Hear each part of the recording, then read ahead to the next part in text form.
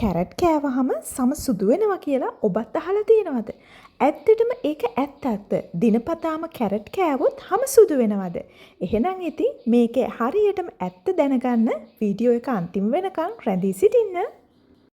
අපි මුලින්ම බලමුකෝ කැරට් වල තියෙන පෝෂණ ගුණයන් මොනවද කියලා. කැරට් වල ප්‍රධාන වශයෙන්ම බීටා කැරොටින් තියෙනවා. මේ අපගේ ශරීරයේ ඇතුළට ගියහම විටමින් A බවට පරිවර්තනය වෙනවා. ඒ වගේම තමයි කැරට් වල අන්තර්ගත වන විටමින් C අපේ සම නිරෝගීව තබා ගන්නට සහ කොලජන් නිපදවීමට උදව් කරනවා.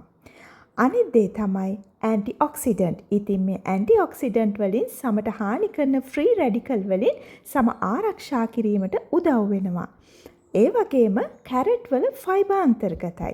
ෆයිබර් මගින් ශරීරය පිරිසුදුව තියාගන්න සහ ජීර්ණ ක්‍රියාවලිය ඉතා යහපත් ආකාරයෙන් පවත්වා ගැනීමට උදව් වෙනවා.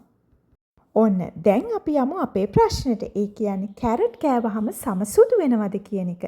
ඇත්තටම කැරට් කෑවහම කෙනෙක්ගේ නැචරල් ස්කින් ටෝන් එක සම්පූර්ණයෙන්ම වෙනස් වන්නේ නැහැ. නමුත් කැරට් වල තියෙන විටමින් A, ඇන්ටිඔක්සිඩන්ට්ස් නිසා සමස් හෙල්දි, බ්‍රයිට්, ෆ්‍රෙෂ්, ග්ලෝවින් ලුක් එකක් ලබා ගන්න නම් උදව් කරනවා.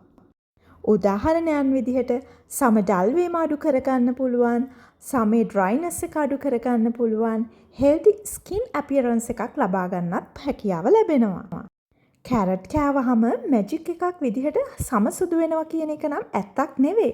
හැබැයි ඉතින් හෙල්දි, ග්ලෝවින්, ෆ්‍රෙෂ් ලුකින් ස්කින් එකක් නම් ඔබට ලබා ගන්නට කැරට් උදව් වෙනවා.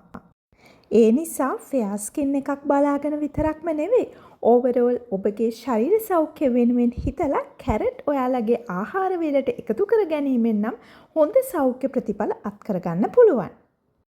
කියන්න බලන්න ඔයාලා කැරට් කන්න කැමතිද? ඒ කොයි විදිහටද ආහාරයට එකතු කරගන්න කැමති කියලා?